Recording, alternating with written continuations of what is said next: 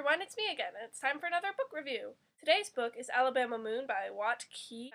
It was actually requested that I read and review it by Thomas Hale. Link over here, or somewhere. In the doobly-doo, maybe. I don't know.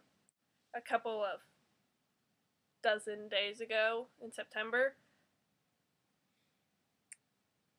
So this is my very speedy response to that request. This is not the kind of book that I would normally read because it's an adventure narrated by a 10-year-old who, for the most part, thinks the way that some 10-year-olds talk, with limited vocabulary and few insights. But I read it anyway. My very first thought on the book was, please God, stop saying pap. This is one of those books that's written with some words in an accent, but for the most part, it's normal. So every time they say pap, I want to stab the book, but whatever. It's a legitimate stylistic choice, and I don't want to dwell on this. But they do say it all the time. So the story is about this kid named Moon and his pap, who live in a forest during what I gather is the 1970s or early 80s. Pap has some issue with the US government and therefore took his wife and kid into almost isolation, only ever interacting with the general store owner and part-time voice of reason, Mr. Abrascato.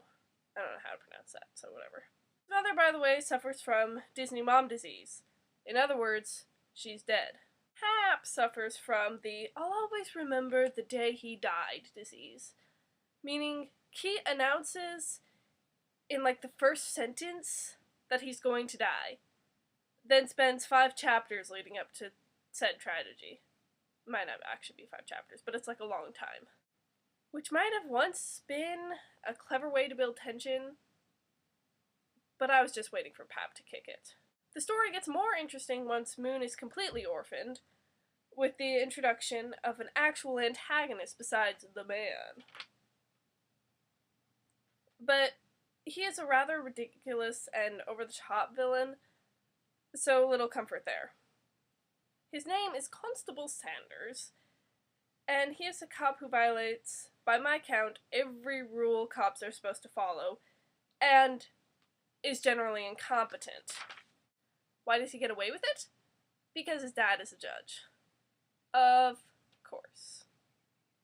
To give you an idea of how ridiculous Sanders is, there's a point where Moon and 2 friends that he made are hiding in a forest, far from Sanders' jurisdiction, mind you, and they find 2 bloodhounds and a dachshund.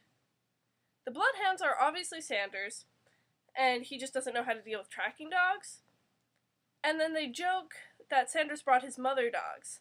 Haha, nice joke. It's funny. Hilarious. But it turns out that that's actually what happened. Sanders later actually mentions bringing a dachshund out to track kids in the woods. The cop sent a little wiener dog on a tracking mission.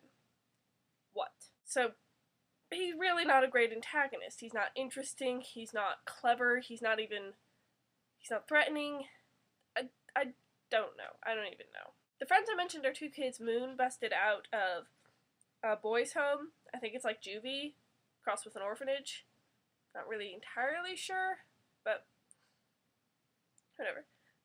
Kid and Hal are a welcome relief from Moon's internal monologue. But at halfway through the book, we're getting into spoiler territory, so I can't really talk too much about them. I do want to talk a little bit about Hal's dad, who shows up. See, fatherhood, or rather a child's vision of fathers, plays a small role in the overall theme of the book. Moon goes through roughly 5 father figures over the course of the book, and Hal's dad is one of them. He's an alcoholic who pretty much just lets the kids do whatever they want, including driving a truck around and crashing it into trees with no repercussions. Hal and Moon love it because they're prepubescent boys who don't know any better. Hal's dad provides stark contrast to Moon's pap. While Hal's dad is laid back almost to the point of being negligent, Pap is strict, controlling, and paranoid to the point that he refuses to go to the hospital, even if it would save his son from being orphaned. Neither of these guys are good dads. The book, through Mr. Abiscado and a lawyer dude who shows up, addresses Pap's poor parenting, but almost celebrates Hal's dad, which I find kind of odd. The main issue I have with this book is the lack of thematic focus. It doesn't have much in the way of plot. Orphan trying to find a place to call home, but what he finds isn't what he expects, blah blah blah. So it has to make up for that by an interesting execution. There are plenty of opportunities for a good story. Moon's Pap in Vietnam, which from what I can tell is where he went, and that's why he has an issue with the government, but they never address it very clearly. Moon adjusting to real life. There's even a kid with cancer. But all the book does is brag about how awesome it is living in the backwoods of Alabama. Yes, Waukee. It's wonderful that this 10-year-old can live off the land and shoot rifles without falling over. And it's super cool that you wrote this in a swamp house that you built. But I will keep my indoor plumbing and modern medicine. Thank you. Makes a good book, in my opinion, is that it's about something, which is different from what happens in the book. Because you got the plot and you got the theme. Sometimes they're the same. Alabama Moon isn't really about anything. There are a couple of points where it tries to be about stuff, but it falls flat. It's not an entirely unreadable book, but it's not good. It's just sort of there.